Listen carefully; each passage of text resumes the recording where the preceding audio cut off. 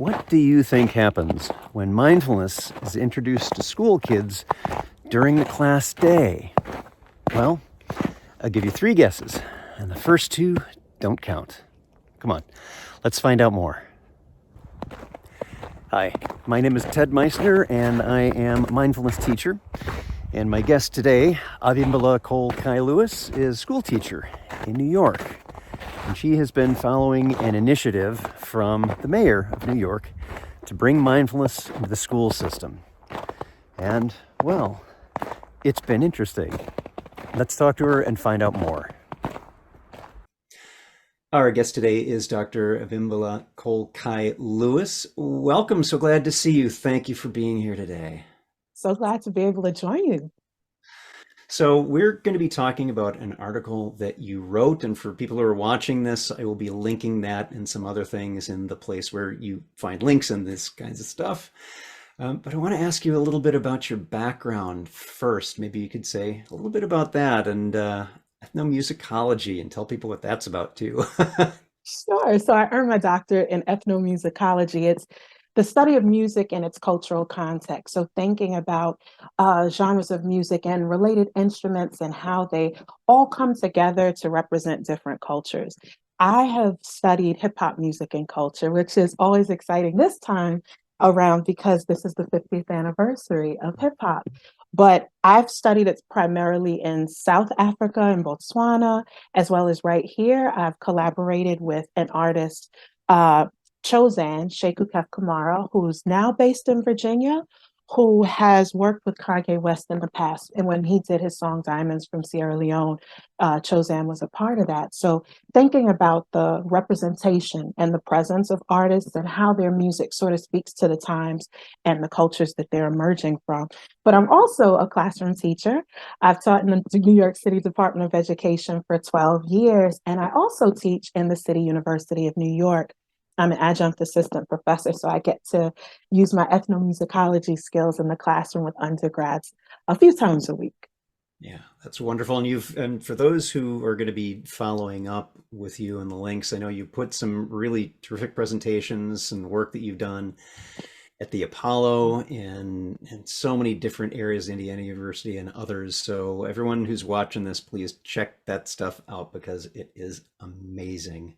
Thank you. And what I'd like to do is just kind of talk about what brought you to write this particular article. I wonder if you'd be willing to tell the story of, well, how COVID brought you Mhm. to yoga and meditation, if you're willing to share that here.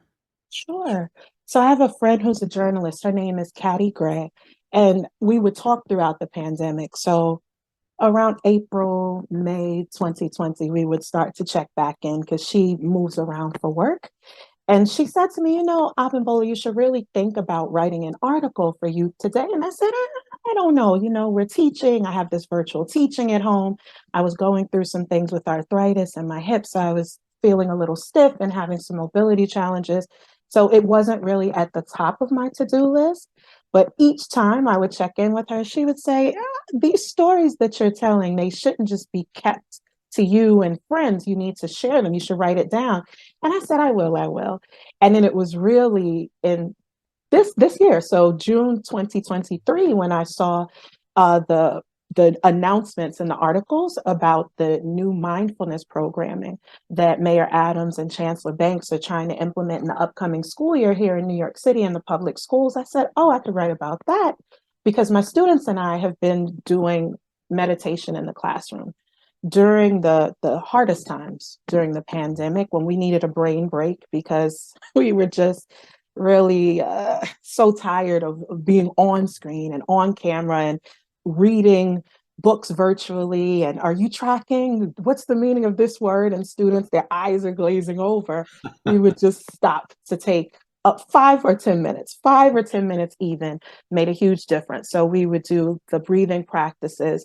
And then when we moved into the hybrid model with teaching, and I would be in the classroom with the students, we could actually stand up together and then we could all be in the classroom and do at least some standing yoga for 5 or 10 minutes. And we had these time constraints because it wasn't something that was built into the curriculum or built into the schedule then, but it was so beneficial because I think there's a saturation point that the students were reaching where they were hitting a wall and they looked like they needed a release. And the breathing that came along with the meditation and the standing yoga helped so much.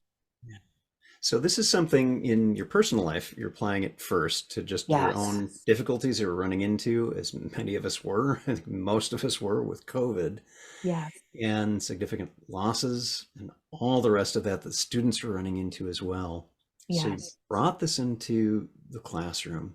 And Mhm. was this is before the new initiative that New York is It undergoing. was. So you were ahead of the curve on this Well, stuff. slightly. But you know, one of the things that I didn't say as much in the article that I've thought about a lot afterwards is that there's so many teachers who are using mindfulness practices in some form or fashion. Even thinking back to when I was in school, one of my teachers in the first grade, once we would get wiggly and, you know, she knew that we needed some downtime, she would just ask us to put our heads down and we would do visualization exercises. And I could recall that being very calming. So to be able to do that with guided meditation through Peloton was super helpful for the classroom because it would give us something where it's not that I had to facilitate it. I would just be starting the classes on my Peloton account, but we could all take that moment to sort of calm down. And if we didn't do it, the students would say to me, wait a minute, we didn't do meditation day. What's going on? Because it was the start to our day. So, you know, as students would come in with their backpacks and rush in, their bacon, egg, and cheese, their juice, before you eat your sandwich, before you drink your juice, let's just collectively take a minute to breathe. And it would set the tone. For me personally, it felt like it set the tone to the point that if a student was rushing in late who hadn't joined us, you could feel the difference Yeah. in how they were entering the space. So, Yeah. And especially when you're rushed. I mean, many of us have had the experience of being late and all flustered yes, and everything, and you enter a space, yes, there's some peace and some settling, and it's a welcoming of that. very much so, very much so. So I'm curious what some of the responses have been from the students, some of the things that you're noticing that are shifts in how they are, and maybe from other faculty or staff or parents. What's that been Oh. like?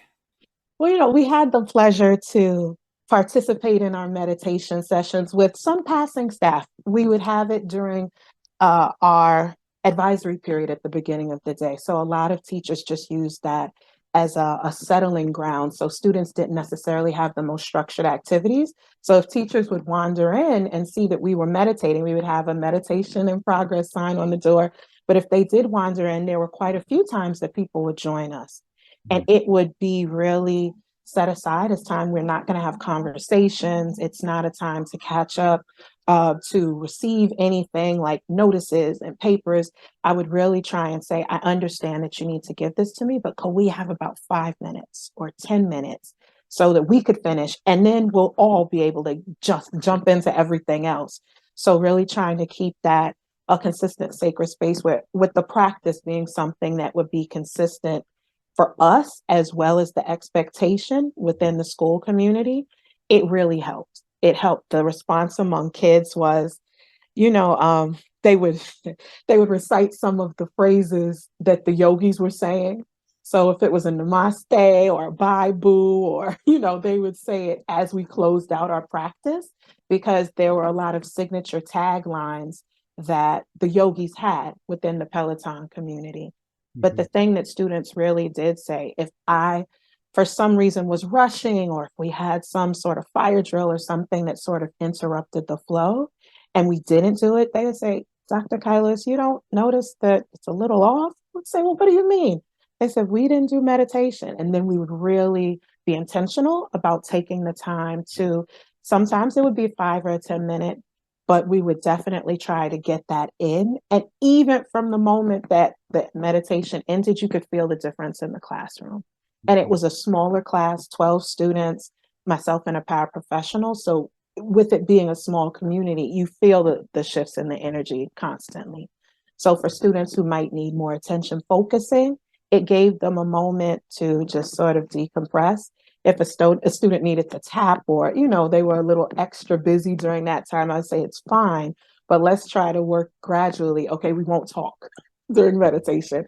And then from there, we got to consistent silence. And from there, we were able to take it as a launching point for the rest of the day. So, what is it like from before bringing this in and Mm, understanding there's, of course, the unsettle of COVID and all that, mhm. to, okay, now I've been doing this for a while, and Right. students have a little more used to it time, maybe looking forward to it time. Yeah. What is just the environment like before and now having done this for a while? I think that meditation was a stabilizing factor for us because I know there were students who their parents passed away. I had COVID related deaths in my family. We were dealing with the racial reckoning. Like literally, I could see the protests going on right outside my window. These were things that from 2020 into maybe 2021, you see that there was a higher level of stress. There's a higher level of trauma. There's a higher level of um, wondering what's the next thing that's going to happen, and for me personally that meant that I had to stop spending so much time absorbing the news. I stopped monitoring COVID levels, and that was good for me. But then really being intentional, if somebody is telling you that their mom has passed away, where's the empathy and the humanity in that before you even start trying to teach whatever the necessary class topic is, or if whatever the skill is. We really had to work through that initially. But then once we were able to get through the hardest part of COVID, one of the things that meditation and yoga did was they just brought us a calmness. And even the students noticed. They said, this year is better. Like the last school year, that we had some hiccups when we were all in the classroom 2 years ago, and we were really trying to get our practice a regular feature of our day Mhm. because we weren't sure, oh, should we do it? Should we not? Some days we did. So it was a little irregular. But once there was an everyday expectation that from 8 o'clock to 8:15, we're going to be doing some form of meditation. And then if you need to eat breakfast, you can take that time after we've done it, then it was part of our schedule. And Yeah. for me, that was something that was rewarding because it felt like there was a tug. For me personally, I didn't want to be too overbearing with, we must do this, we must get all of this work done, knowing that even me, physically, health wise, I was going through things. Some of the students had health conditions. And then I think another moment, and it was really remarkable to see, when we had all of the conditions going on, most recently with the wildfires in the air, and breathing became, it was labor for some of the students because 3/4 of my class had asthma. So, how are we breathing together if this is going on and the air is so heavy with particles? So, it's sort of navigating through all of these different situations. But it was something that kept us grounded for sure. Students weren't always all the way in when it came to standing yoga. That was not a favorite.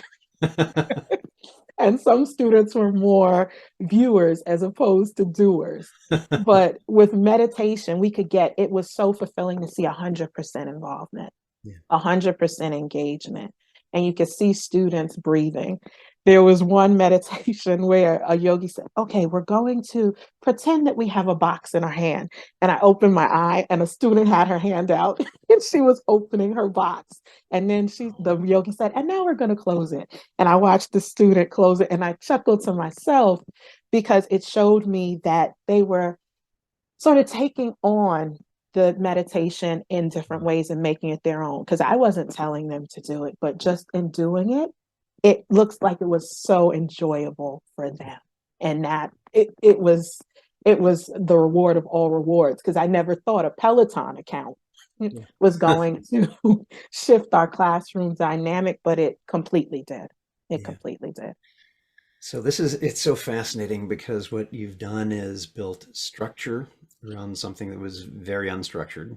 Yes. And that helped build momentum with practice, which adults have a hard time developing, let alone kids. Yes. You supported that and you've had some time with this. And now there's this initiative in New York Yes. schools. Yes. So, what are some of your thoughts around? Okay, what do you want to see next? What do you want to see grow out of this? I'm hoping, I heard Mayor Adams talk about starting like with these small nuggets, these mindfulness moments that are 2 to 5 minutes. And he was saying, if you don't want to do it, I understand. But I'm hoping that teachers, they start to see the value of it. If they're not already practicing meditation, that they sort of grasp onto it and they see how it can help them as well as the students, and the structure and momentum that you just described. I hope that that's something that becomes something that's a force that moves forward in classrooms as a whole. The Mhm. mayor has talked about maybe down the road you start with 2 to 5 minutes, but then you see decreasing numbers in violence, whether that's gun violence or physical violence. You see that students are going home and they're using these practices with their own families. When there's high stress or a tense moment, that breathing, breath work becomes part of what students are doing at home. And it may not be that it's for everybody. Right. It may not be for lots of reasons. But I know personally, I can say that it's helped me. And I hope that personally that teachers don't rush past it, because the day does pick up so quickly that it's time that you're preparing for the next lesson, the next class, the next, but that you can be present in the moment. Because I struggled with that throughout the pandemic, the moment of being present to have the conversation, the moment of being present to breathe, to be still. And I'm hoping that that's what sort of takes shape within the public schools, both among teachers and staff and students, because we had staff members. One of the secretaries in our main office used to come in, and she would say, I'm just going to come in to breathe with you all. Let me know when, and I'll come. So that sort of communal meditation, I think that it's important. I don't think it really helps as much if it's isolated pockets. Yeah. Yeah. But if it can be something that takes shape on a school level, and I think that that's the intention. I think that that's the way it's being rolled out, or the way it's been described. The implementation, it can be transformative. I think it can be so transformative. And it's going to be interesting to see down the road what that looks like for students, for teachers, for families. So Yeah. that those are my hopes for the And programming. I love the way you describe this because it's not just about, okay, we're going to be calm and quiet in these few minutes and then it's back to the back to the chaos. It's no, this is a wider Yeah. impact than just those few minutes. And not Yes. just for the students, for the teachers, for other staff, for families. It has these wider implications Right. that are beneficial. There Yes. isn't harm that's showing up out of this. It is something that's Yes. helping.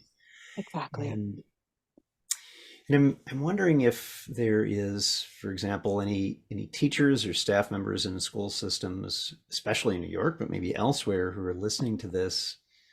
Do you have any words of advice or recommendations you might want to make to someone who's thinking of introducing this kind of thing in a school Mm. system? The I received advice during an online session during the pandemic in 2021.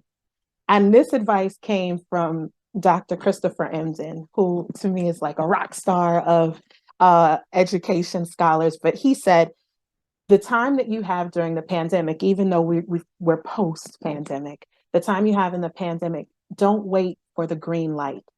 They're going to be opportunities that you have. They're going to be chances to do things, and you have to innovate.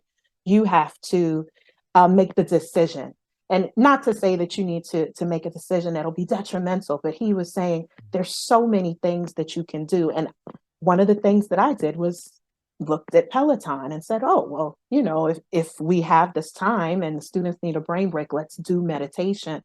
So I would say my advice to teachers would be just what Dr. Ensign said, don't wait for that green light. If you do have an opportunity in a space where you can actually actively do meditation with your students, not to say to co-opt the whole period and to say it's going to be a meditation studio, but really having time to deliberately breathe with students, whether that's at the start of the day. I imagine it would be a little harder at the end of the day or after a very busy period, but it can really set the tone. So the I don't want to say the adventurousness, but the openness Yes. to embrace it.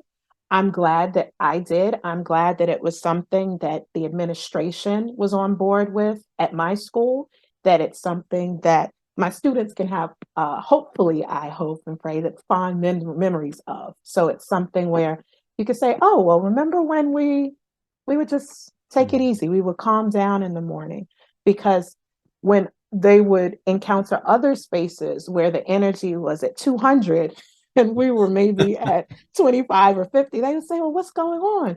And I would say, well, maybe students need to breathe. Maybe they need some quiet time.